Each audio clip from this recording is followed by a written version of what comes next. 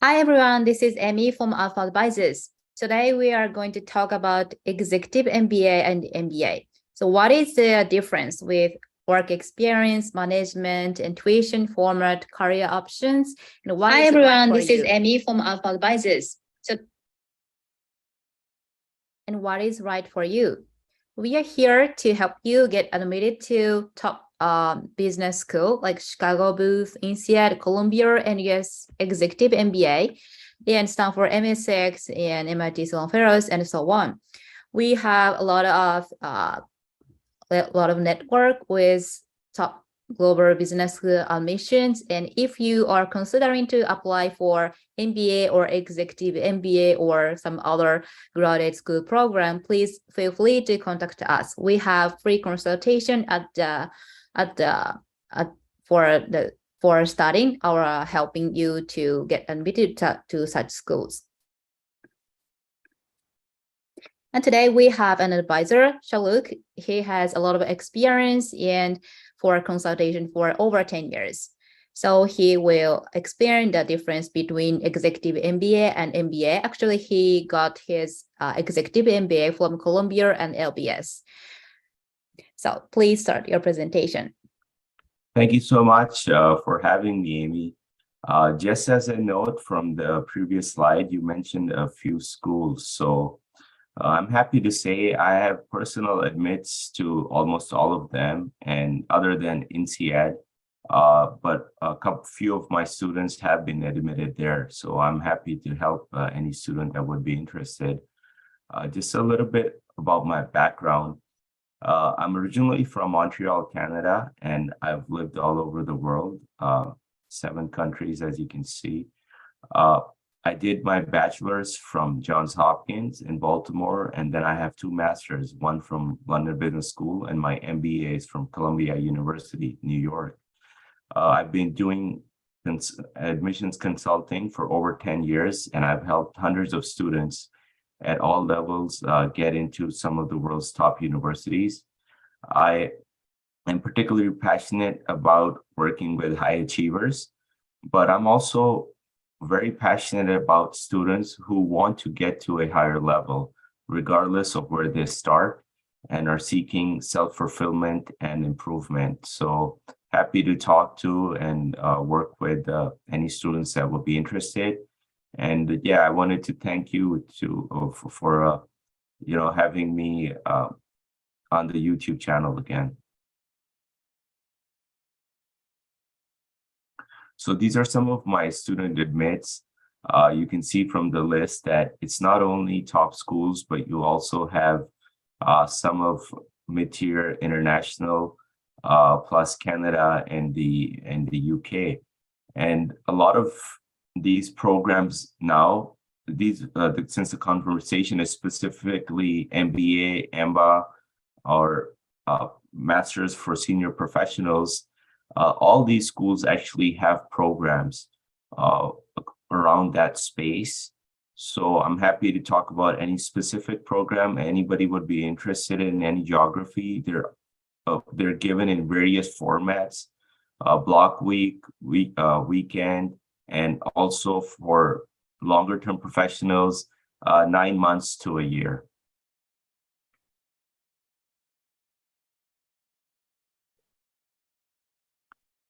So I've worked with more than 90 plus international students specifically for the EMBA programs. And most of them have gotten very good admits as per the previous slide you've seen. And I've, well, it's not relevant to here, but if anybody's interested, I'm also very well versed with working with high school students looking to go for undergraduate. And my expertise is in MBA, specifically interview preparation. I can give advice on GMAT, GRE. I've had a near perfect score on the GRE English and a perfect score on the GRE mathematics with no mistakes. GMAT math section, I had a perfect score also.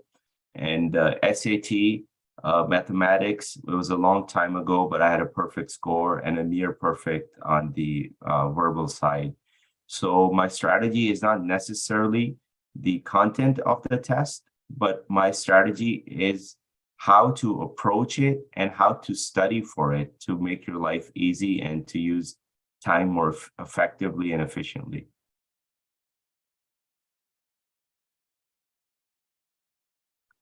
So this is a little bit about the differences between doing an EMBA, executive MBA, and an MBA. So an MBA, normally the age group is going to be a lot less. So like as per this slide, it's 4 to 5 years of work experience, and the EMBA can be 9 to 13 years on average. But honestly, I've seen a lot more years of work experience, 13 plus. And in very rare cases, you have students coming in with about 7 to 8 years of experience also. But those students have exceptional work experience and are either very successful entrepreneurs or very high in corporate and corporations, or on the other side have exceptional test scores. So one of the relaxations when it comes to the EMBA program is that you do not necessarily need a GMAT or GRE. You can give the executive assessment exam. People ask me if it's easier. Generally, what I tell them is, look, if you're going to do well on your EA, you might as well do good on your GRE and GMAT also. But it is easier in the sense that it's a shorter exam. It's a lot simpler and clearly stated, but you do have to study for it. It's not a walk in the park. And if the better you do, the better acceptances you can potentially get. It's not something to be taken lightly, but yeah, it is a great option to have. The credits required for the programs are almost the same for most schools. There'll barely be any difference.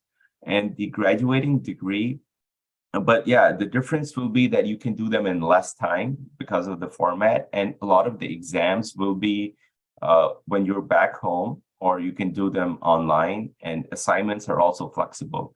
The graduate degree is mostly the same. So for example, if you do your executive MBA at Columbia versus the full-time MBA, when you graduate, your degree, the executive MBA degree and the MBA degree is going to be the exact same. There's no difference.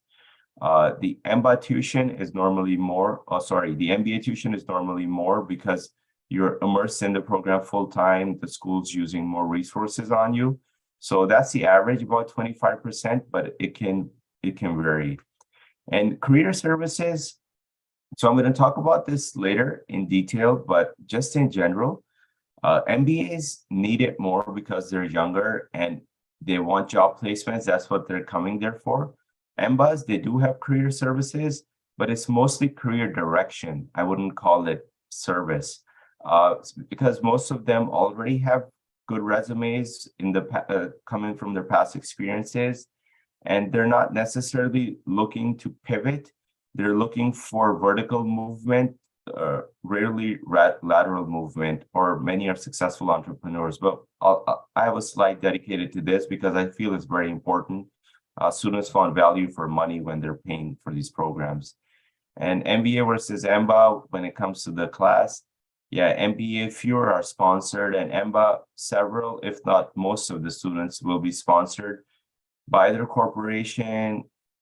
Sometimes their own entrepreneurial ventures will be sponsoring them. And yeah, you do have a batch that is paying for themselves. So if you're one of the, if you want to pay, want to improve, that's also absolutely fine.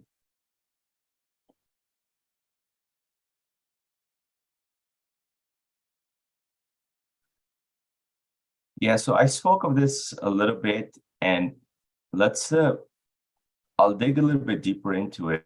So for the MBA program, I'm going to give an example, a couple of examples to illustrate what I'm trying to say. You mostly have people at a VP level or a senior level looking to go to be a president or move into the C-suite eventually from companies that are sponsoring them. So movement upwards in the career.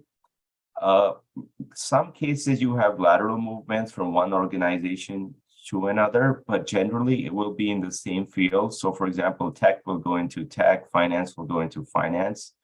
You don't see a lot of pivots. A tech person going into healthcare it's rare, it can happen, or a person from healthcare going into finance, it can rare, but it can happen.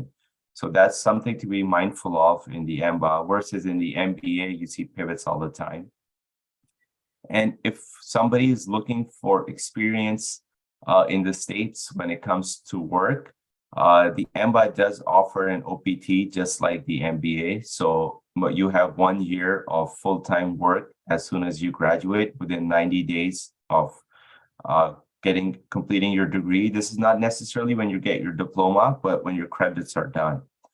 And after the first year, you have an additional STEM OPT, science, technology, engineering, mathematics.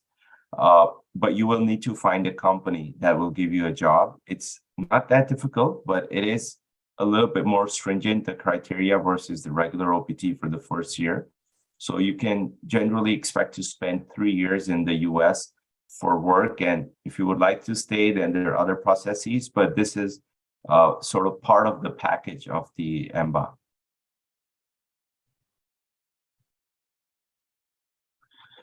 So just briefly, I'll touch upon the classroom experience. In the MBA, generally, most of the students are younger. They're go-getters and they're academically driven as well. Well, you will be competing for grades at times. The level of conversation is a lot different because the MBAs have almost twice as much as work experience than the MBAs when it comes to the number of years. So the conversation you engage in the MBA programs will be a lot deeper, will be thoughtful, and will be mostly intellectual and behavioral related versus academic and content related. So generally, just to simplify, the MBA, you can see that there will be more leadership classes, more organizational behavior classes, more around structure and supply dynamics versus the supply chain for the MBA.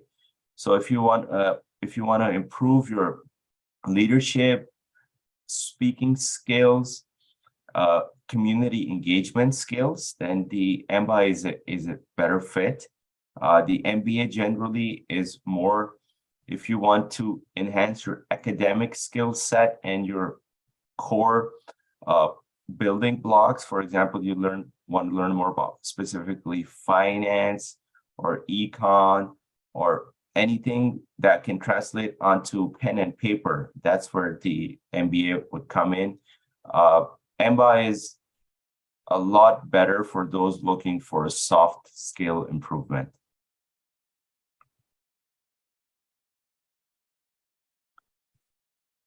So coming back to career options, because I know most of the people trying to do the program are definitely making an time, energy, and financial investment to see how it will translate into a career. So for the MBA, the school is going to help you a lot because, frankly, the rankings depend on it, what sort of job placements they get, and what average salary you get as your first job. For the MBA, it's a little different. The career services, like I said earlier, is not necessarily services, it's career help, career opinion, or career conversation. The MBA is generally, the network is huge. So keep that in mind. The MBA network is much more experienced and well settled than an MBA network. So you can do movements, but it will be a lot of the effort is on your own versus the MBA, where the university will drive the career through the internship and placement process, which they have linked up with many big corporations.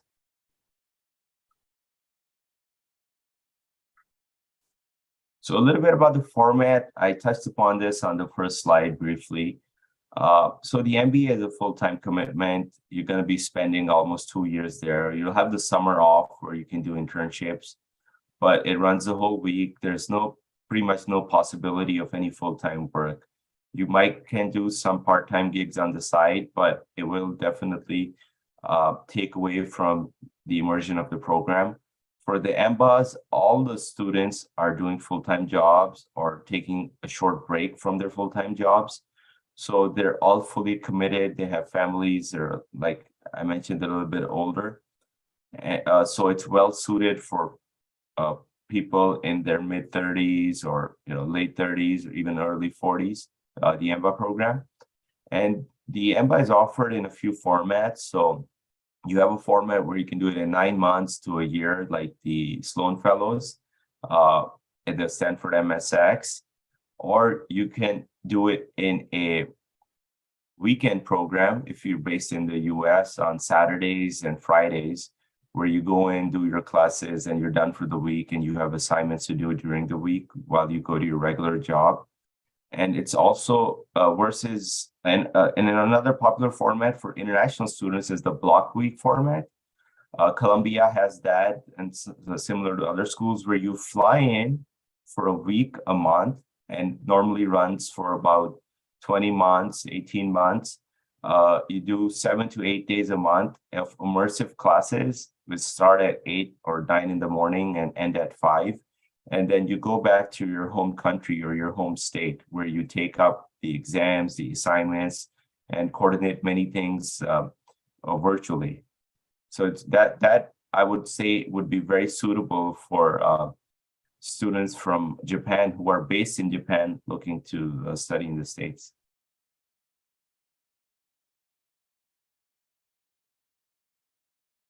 So this is, at the end of it, it's a choice where you can personally decide what's right for you.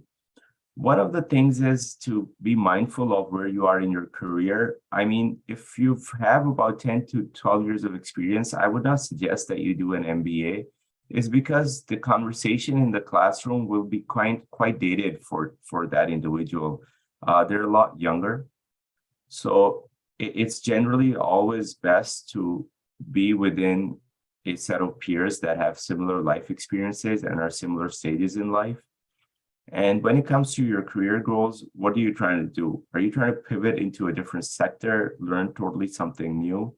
Then you might want to consider an MBA. If you want lateral movement, if you want entrepreneurship experience, if you want to develop soft leadership skills, if you want to move vertically upward in your organization, then definitely EMBA is best.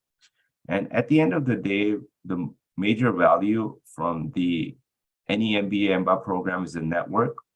So if your goals are to develop a senior network with higher level professionals, go for an EMBA. It'll be at your age with like-minded peers. And if you have a goal to be in an environment which is still growing, so you can be at an associate level and you want to move up to like from associate to VP, and if you're within that bandwidth, then you could be looking at a better network through the MBA. But if you were to ask me which network is stronger, because of the work experience, the EMBA network is naturally a stronger network to have.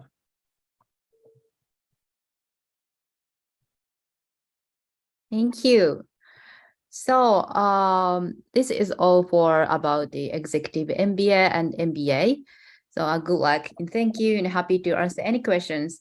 So, and if you are considering to apply for executive MBA or have some need some consultation with your career or GMAT score, GMAT GRE or IELTS TOEFL score, please feel free to contact us. We have at first free consultation with you, and we are here to help you get admitted to your dream schools.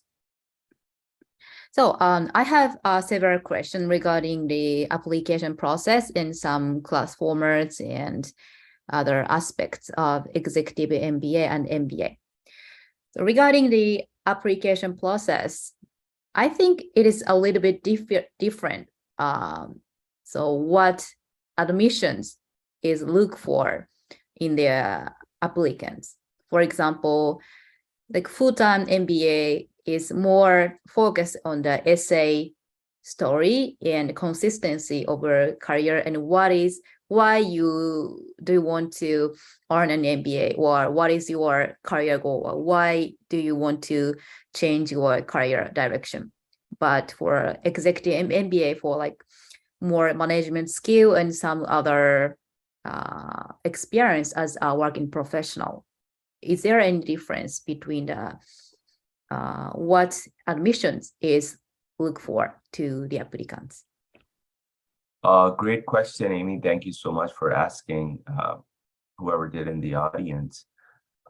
It's very important for the MBA that your focus is on your resume and on your career, versus in the MBA, the focus is on your academic background also, your GMAT or GRE test score, plus then your resume. So naturally, when you're applying for the admissions, you must be able to interview better when it comes to the MBA. You must be able to present your resume or your career path better versus the MBA. And at the same time, the executive assessment test, even though it is weighted, but it is not weighted as strongly as if you were applying for an MBA program. Okay, thank you. So on average, how many schools do applicant to apply? So for MBAs, there is a lot of options for the applicant, but for executive MBA, a relatively limited number of schools they are applying to. So what how many schools on average? You're absolutely correct. Many schools are now starting to offer it, but one of the problems with the international students is that whether the school will offer a block week format or not, or do it within less than a year or not for the MBA programs.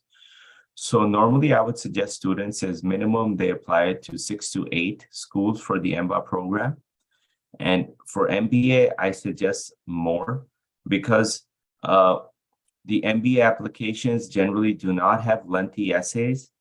One thing I can tell you is for the MBA program, on the application, many schools will have lengthier essays versus the MBA because you have spent more time at work, you have more life experience, so they give you more space to talk about it. So the application is not necessarily longer to fill out forms and paperwork, but yes, there is more writing involved.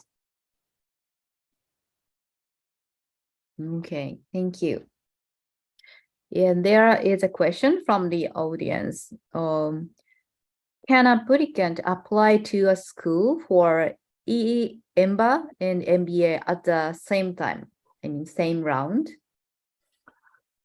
Generally, no. So the schools will limit you to select either the MBA or the MBA. You can do it in different rounds, but it's not a recommendation. I would say is because you have to make your decision before whether you want to go for the MBA or the MBA.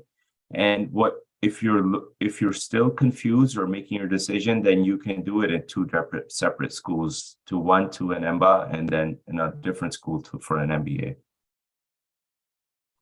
Okay, thank you. And do EMBA have any scholarships? How EMBA students get money for MBA, EMBA? Very good question. So MBA students are generally sponsored.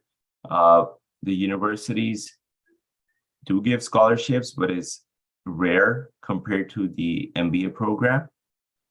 Most of the funding for the MBA students is either through personal loans or through, like I mentioned, through the company that they're coming from that's sponsoring them.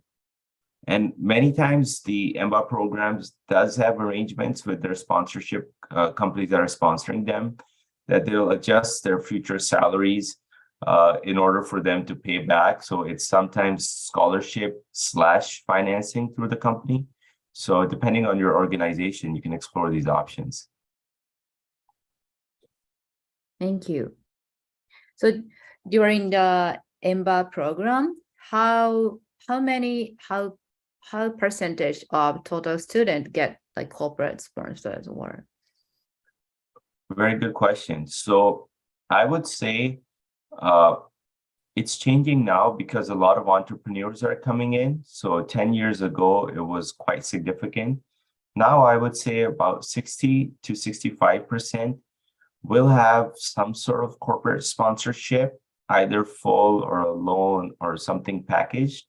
And the remainder will either be self, or will have a scholarship, or will have some sort of financial or loan arrangement through some institution. Okay. Yeah, it is a larger number than I had expected. Okay, thank you. And do you think English communications skill and negotiation skills can improve in part-time class during MBA?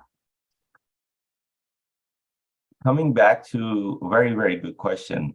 So coming back to the presentation, absolutely yes. I think in the MBA program, you are able to improve your negotiation and your English skills, perhaps even better than the MBA program.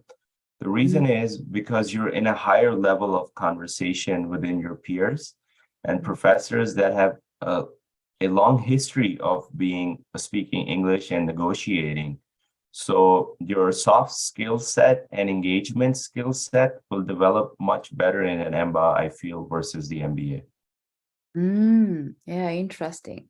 Yeah, some international students are wondering if they go to full-time MBA to like leave US and leave US or UK, and daily conversation, they can do daily conversation, some having meal with student, and this is for more, this can improve the English skill for international student. But yeah, your presentation showed for as a negotiation and some English communication skills can be and more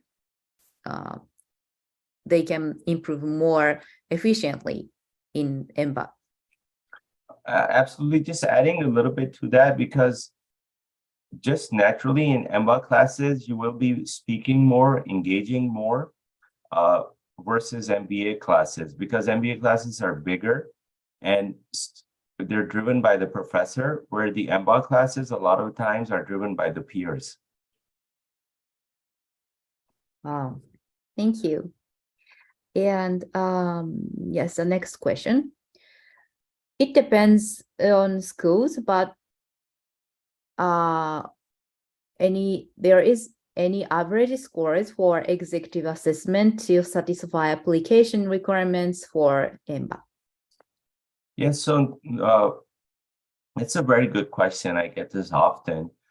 It's a game of percentiles. So if you want to be in the top, go to the top schools, aim for a 90 percentile or plus.